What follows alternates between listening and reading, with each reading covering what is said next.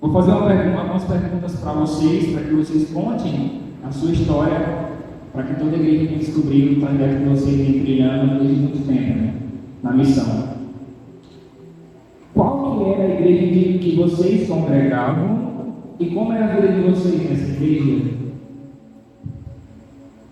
Aí em cima, o pastor Góes era nosso pastor, nosso presidente, e a gente era muito bem pastoreado, né? Muito amigo dele, e perto dele.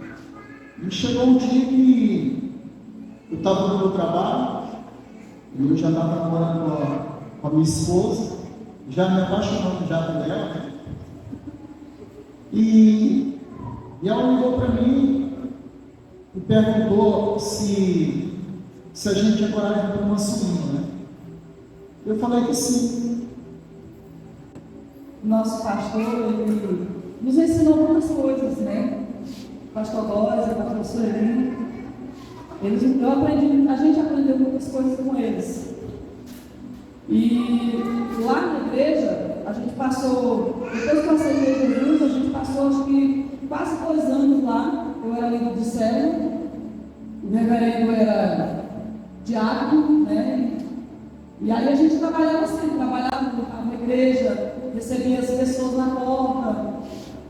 E eu liderava a célula que também era 12 da pastora Sueli, que naquela época a gente trabalhava muito com essa questão dos 12, né? E aí ela me escolheu como 12, tu não era 12 na época, né? Ainda. Ele não era 12, mas já era diácono e tal. Então foi bem interessante a nossa estadia lá na igreja de Padronidade Sena Madureira. Aprenderam bastante, né? Imagina. Aprendemos bastante. Lá foi assim um aprendizado muito grande, mas o aprendizado maior é aqui.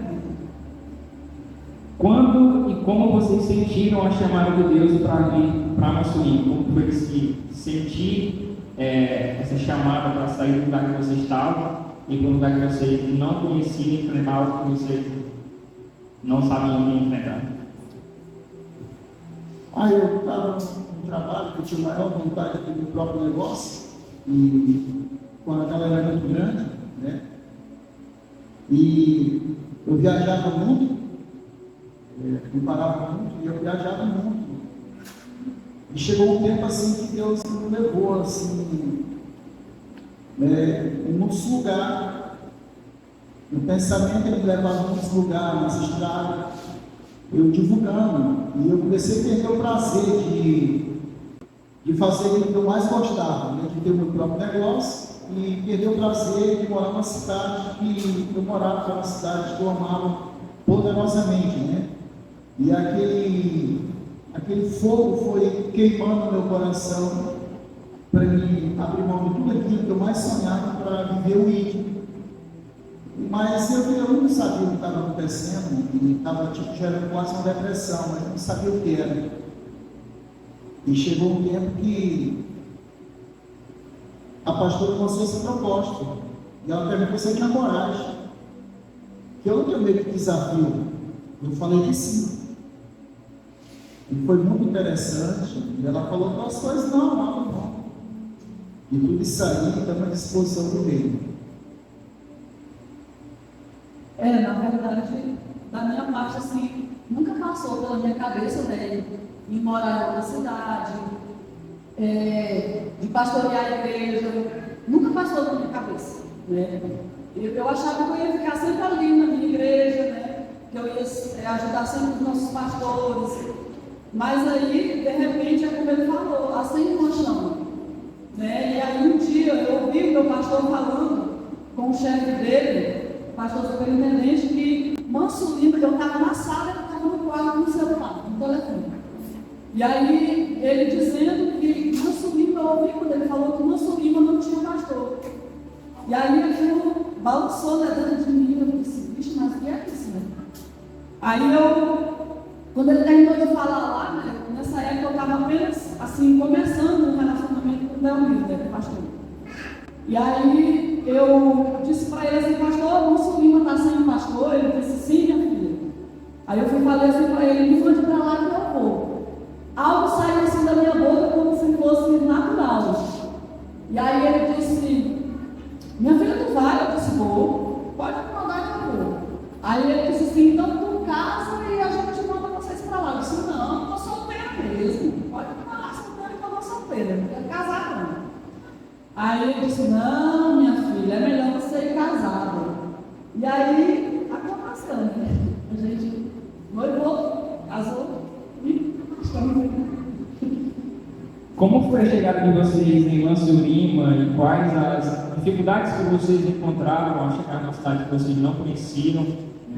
A chegada foi muito difícil para a gente, né? Eu não conhecia o local e passei 2 dias na estrada sem tomar banho, né?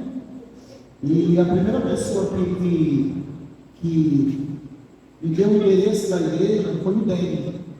A gente ia voltando com as coisas do Guarani e topei com ele lá no posto e trouxe a gente até aqui na igreja. E daí foi muito difícil, porque a igreja era uma igreja muito pequena, muito carente, né? Era da base de DVD não, era aqueles que colocavam CD, como é que chama aqui? Microsystem. É isso? E a gente comprou um fiado. O David vendeu para a gente, é esse Deus usou, não conhecia, vendeu fiado para a gente. E daí a gente começou a trabalhar e tudo, e não tinha banheiro, né? E a gente, eu tive que fazer uma privada, lá a gente chama de privada, né? E a gente fez para já esperar ele, não tinha, né? E foi muito difícil sair para a gente, assim, uma distância muito grande. Esse tempo não tinha telefone, não tinha como a gente falar com a família, e a gente foi viver a solidão, sem conhecer ninguém. E foi muito difícil, mas tinha hora que dava vontade de eu voltar atrás. E ofereceram ajuda para nós de R$300, o pastor Haroldo, secretário de Finanças. Durante de 6 meses cortaram esses R$300, a arrecadação da igreja era R$80, né? E era R$60 de energia, e a pessoa que me ensinava aqui, parece que era o seu herdeiro. E eu sei que dava 80, eu sei que ia quase para Cruzeiro do Sul, não ficava nem aqui. E durante 6 meses cortaram essa finança para a gente. Então foi muito difícil mesmo, mas não queria faltar as coisas. Chegar uma pessoa batendo palma ali e trazia coisa para a gente, peixe. E Deus usou muito a irmã Glória, né? A Glória deu ela como uma mãe mesmo, ela nunca abandonou a gente e ela ajudou a gente poderosamente.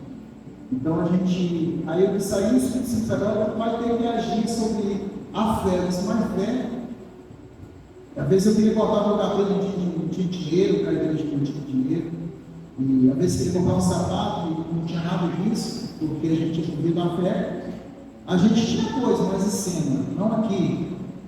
Às vezes eu queria comprar uma roupa, não tinha, mas nunca murmurei, nunca joguei as pessoas que estavam com a gente.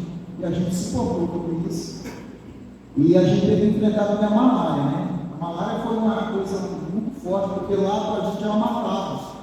E como matou o esposo da fundadora da igreja do Evangelho Quadrangular. Então, e a gente fez campanha desse princípio. Não pegava, né? E a gente tinha muito medo de pegar malária, porque lá só existia nas cabeceiras. E a gente teve que enfrentar isso aí. Mas Deus foi bondoso. Peguei 6 e estou aqui até hoje. É assim, né? Porque, na verdade, ele veio primeiro, chegou aqui no dia 13, veio pela estrada, eu já vim de avião, né? Mais chique, né? E ele passou 2 dias sem tomar banho, né? Eu, graças a Deus, tomei banho no mesmo dia.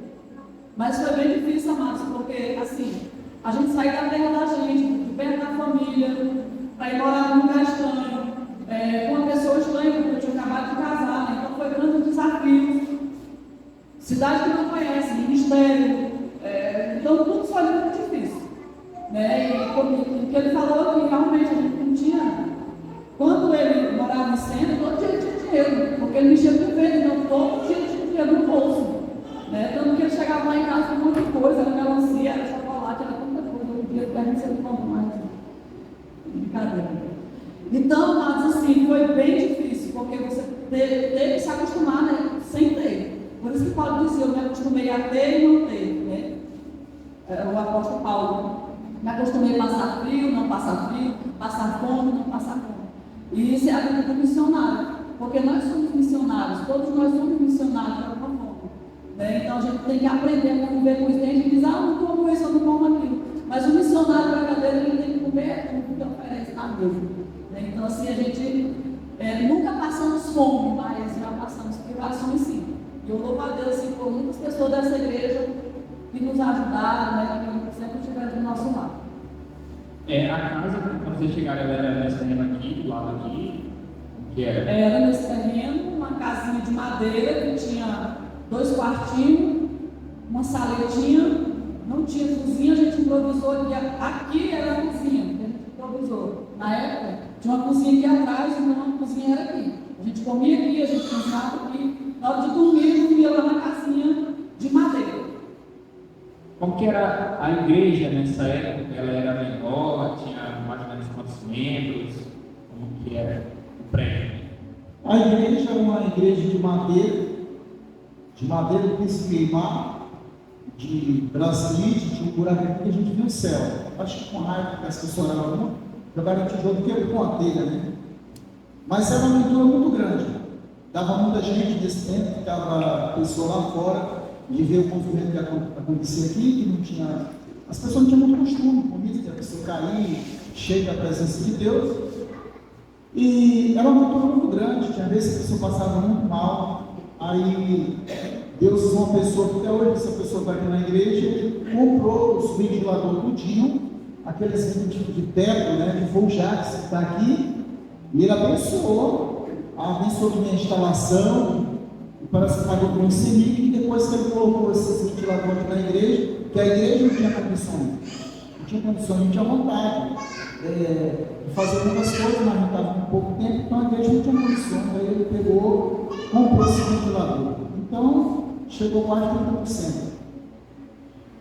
Vocês tiveram muitas pessoas que ajudaram você nesse trajeto, né? Quando vocês chegaram aqui, não conhecia ninguém, então, lembro que até uma vez o senhor falou que até mesmo o meu pai doou alguma coisa para o senhor, não lembro exatamente o que era, você lembra? Assim, muitas pessoas vieram, até vocês ofertaram nessa época.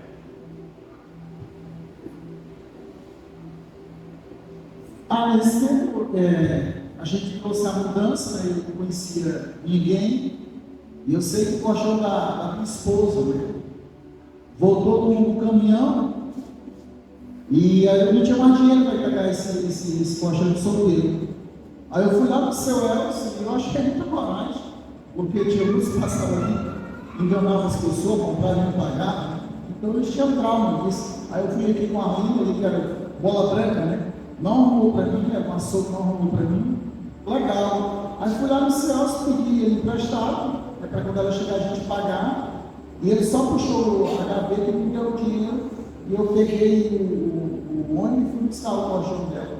E era sorte, né? Não conhecia nada, achava o cara do caminhão. E eu trouxe o colchão. Então, assim, muitas pessoas ajudou. Aqui a gente mais mesmo foi as pessoas daqui da igreja, né?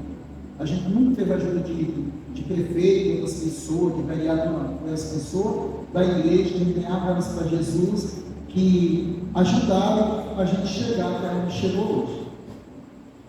E como tem sido para vocês liderar esse ministério aqui em Massulino? Todos esses anos de experiência, de trajeto? Para mim tem sido um desafio muito grande. Sempre foi um desafio, mas é um desafio gostoso. Um desafio bom, onde a gente aprende, né? De vez em quando a gente cai, levanta, bate a poeira e volta para frente.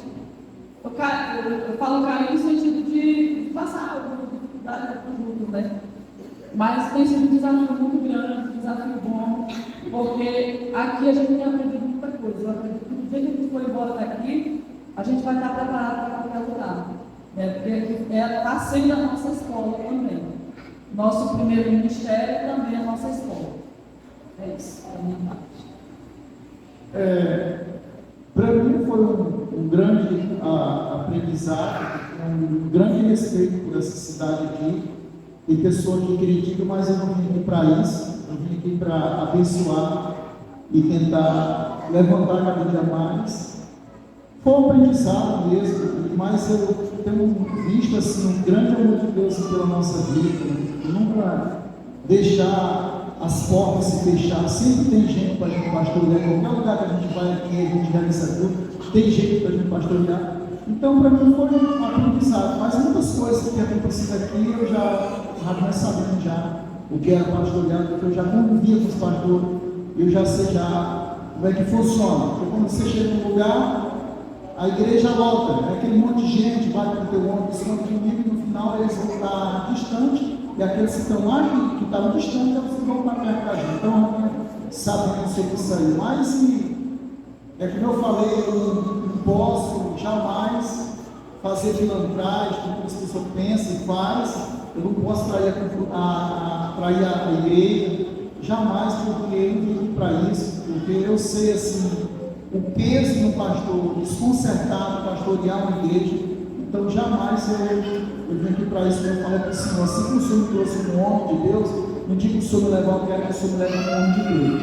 Porque se eu chegar a fazer pilantragem com vocês, vou travar a igreja inteira, eu jamais quero isso. Entendeu? Então, tem sido muito maravilhoso. Então a gente sabe que, mesmo nas dificuldades, o Senhor sustenta, né? E as considerações finais de vocês, algo que vocês queiram complementar, que vocês queiram falar, algum agradecimento, alguma coisa para a gente encerrar essa sessão. Eu me dirijo a toda a igreja, digo que eu sempre falei que a gente veio para cá para cuidar da igreja, para cuidar de vocês. E esse é o nosso chamado, o nosso ministério, e vai ser sempre assim. A gente tem o maior orgulho de cuidar de vocês. Não pense que, porque vocês podem pensar assim, a gente é tão imperfeito, a gente erra tanto, todo mundo erra. Vocês são nossos filhos, sempre serão nossos filhos. Os filhos de vocês são nossos netos. A gente ama cada um de vocês. Sempre amamos e sempre vamos amar.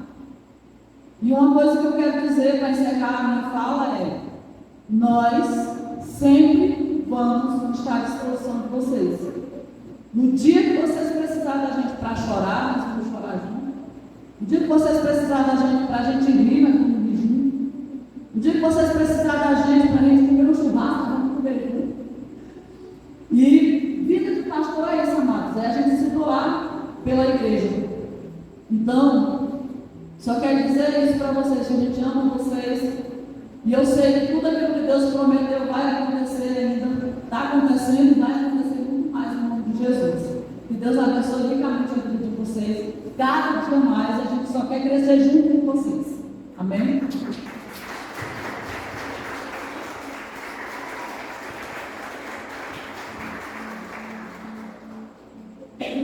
Eu, da mesma forma, eu tenho orgulho de pastorear essa igreja e sou muito feliz de ver todos realizando o seu sonho, né? Porque eu acredito que um bom pai tem prazer em ver os filhos realizando o seu sonho e crescer mesmo. Tem amadurecido a igreja de Massurima, ela está preparada para enfrentar aquele corona, né? A gente saía pagando, mas a gente não recuou de ir na casa dos irmãos, e a gente ia, mas a gente não abriu mão da igreja, e a igreja ela manteve a sua base. Eu acredito que um pai verdadeiro não precisa morrer pelo filho. E a gente está aqui para isso. A gente não veio para cá para imigrar, eu não me apego nada disso. A gente usa por rei, igual isso, mas não leva nada. Então, assim, vocês são um filho muito especial para a gente. Se a gente chegou até onde a gente chegou hoje, primeiramente Deus, e depois vocês. Porque se tem uma coisa, um pastor fracassado, que vai pregar com um altar, não vem ninguém. E graças a Deus que nunca aconteceu isso aqui. Toda vez que eu me vejo aqui para o altar, tinha gente para ouvir a palavra de Deus. Mas encerrando minhas palavras, como vocês ouviram que um bom pai quer ver o filho crescendo, que você esteja mais perto da gente, que você esteja mais perto, poderosamente perto da gente, porque eu sei que um filho que está perto do seu pai, ele vai se destacar mais. É igual a gente estar perto de Deus todos os dias e falar com Deus todos os dias, a gente vai ser mais abençoado. Mesmo assim, é o ver. Esteja mais junto. Estamos vivendo os últimos dias nessa terra e a gente quer que todos sejam salvos. Mas eu não acredito em discípulo afastado do seu mestre. Os discípulos que mais cresceram foi aqueles que estiveram perto de Jesus. Esse povo crescer, não deixaram a obra de Deus parar. Então, eu queria dizer, os homens, se chegue mais. Eu não estou falando que a todo dia você está lá na minha casa, porque tem dia que a gente tem tempo para se mostrar, né, filha? Eu não estou falando isso, mas uma vez por semana, vá lá tomar um café. As mulheradas, chegue mais perto da pastora, chegue mais perto, porque vocês só vão crescer. Não existe filho isolado, filho que fica pelos cantos, só olhando, prestando atenção. Não existe isso. Ou nós somos filhos, ou não. Então, esteja mais perto, vamos se ajudar mais, porque se nós se ajudar mais, nós vamos crescer mais e vamos receber as promessas de Deus. Ou seja, então, se estiver mais perto, a gente vai ouvir o som e a voz do seu choro. Então, fica mais fácil da gente pastorear vocês. O meu filho ali disse, por que eu cheguei aqui hoje?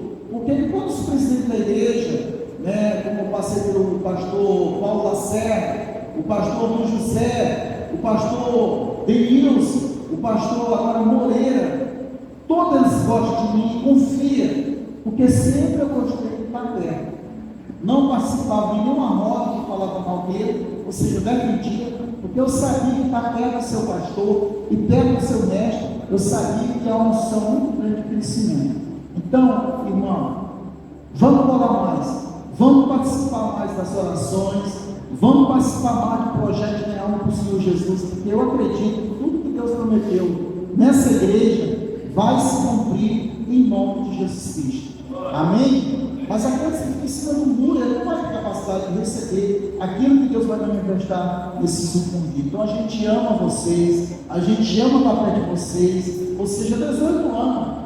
18 anos não é um dia, em 2 dias, como aqui, a Glorinha, que já está há muito tempo nessa igreja aqui, e a Marinete, ela sabe, quando a gente chegou aqui, tem uma luta muito grande, da gente trazer as pessoas para a igreja. Por que a gente, como o seu João aqui, foi muito difícil trazer para a igreja, porque muitos estavam desacreditados, porque muitos iam para cá, diziam que fazia isso, fazia aquilo, e nada acontecia.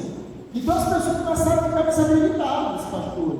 E a gente, foi muito difícil para adquirir essa confiança, porque eles falaram que ia fazer muita coisa, e no final não fazia nada. Hoje estava aqui e amanhã estava em outra cidade pastoreando. Então essa igreja aqui, ela sofreu muito. E até hoje a gente vai estar aqui, até o dia que Deus permitir.